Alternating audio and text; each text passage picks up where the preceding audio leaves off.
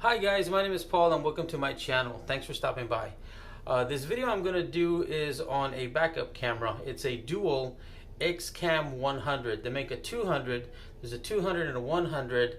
The only difference is the hardware that they give you. Some has a little bit more hardware that you can connect the lines to, but other than that it's the same camera, same connections, stuff like that.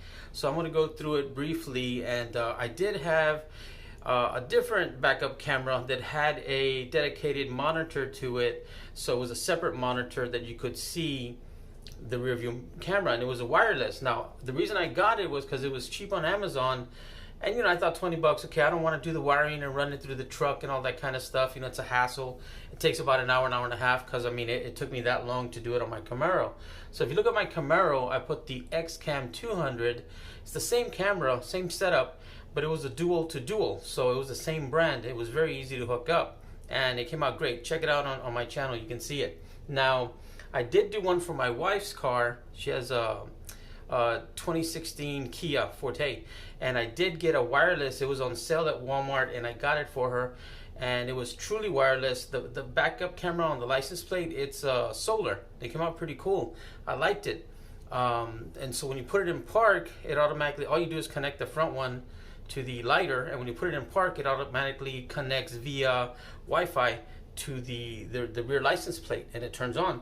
Works great for her car, but it's just again, it's a dedicated monitor that I put up to the left near the visor, and there's no wires, none at all. I just literally put it on the plate, and the plate gets power from solar, and then it gives the signal to the front of the car to when you plug in the dedicated monitor. So that was cool. I said, well, I'll do this with my truck, and I did, and it sucked. Check it out.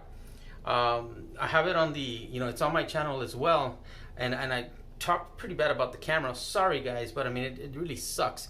So you can check it out. Don't buy that camera, whatever you do. I don't care how cheap it is, don't get it. It looks like a camera from the 80s. It wasn't any good at all. So I went back to, okay, well, I'm gonna go to O'Reilly's and put the same type of camera that I put on my Camaro. And it's like $24.99, and so this is that video, and I go in depth on how I run the wire and stuff like that. If you got any questions, let me know. I will answer.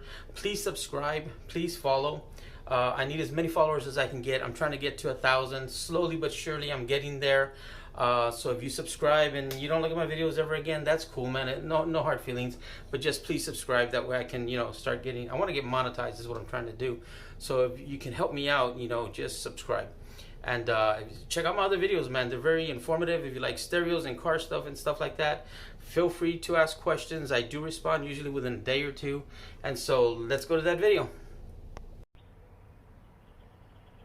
Alright guys, so here we go again. What I'm going to be doing today is putting this universal backup camera.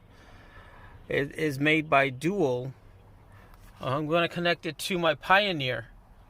Now on my Camaro is a little easier because I have a dual receiver, and this is a dual backup camera, so it's kind of pretty simple to do. This says it comes with 19.6 feet of cable. It's for a Ford F-150. I hope it works. What I like about this is that it has the parking guides, as you see there, and this is a XCAM-100. So when we open this puppy up, has the instructions. It comes with the wire, as you can see, and then in here should be, look at this one-handed trick I'm doing here, should be the camera itself. Let's see. Come on, camera. There we go. Come on. There we go. And this is the camera. Pretty small. It's going to look great on the truck. There's the wires. Yellow is for the video, red is for power. Alright, let's see what we can do. So a little update here. I was trying to figure out where I'm going to run the wire through.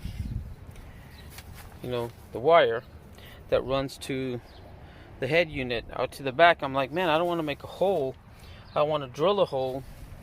And anyways, what I found out is when I remove this panel and you follow it down this way, check it out. There's a hole goes right through the ground. See that? Let me adjust that. Goes right through the ground. So that's where my wire is going to go through. I'll show you in a minute. Alright, so I ran the wiring through from down here all the way up through and back of the glove box. That's coming out through here.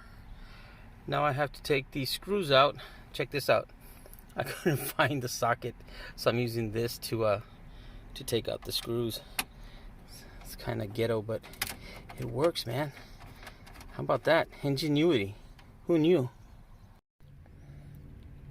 Alright, so a lot of people get tripped up on this red wire here because it doesn't really say where it's supposed to go connected. If you read the instructions, it kind of throws you off. But it's actually connected to this right here. It says reverse gear signal input. So it's identical in the back, and the one that's in the back by the tail light is connected to the reverse signal. So when that reverse signal is turned on by you putting it in reverse, it sends a signal to this one saying, hey, turn on. So it sends a signal to this input, and then it turns on the screen on your monitor. So I hope that helps, because again, I was really confused with this wire here. Alright, so everything's installed and buttoned up. So now we're going to check it. I'm going to put it in reverse. And there you go, it's on. The sun is going down, that's why it's giving that view. Now that blue wire I showed you, if you cut it, it'll get rid of these little guidelines. If you want to use it as, like I said, a front face camera or something like that. Other than that, you know, that's it right there. And every time it'll go right back. And do it again, put it in reverse. And there you go. Hope this helps somebody. And by the way, this is the blue wire that you can cut. If you cut this in half, you will get rid of those guidelines if you don't want the guidelines. Like in case you're using the camera for a front view camera instead of a backup camera. Just cut this and you get rid of the guidelines. Alright guys, this is what it looks like. It's kind of incognito.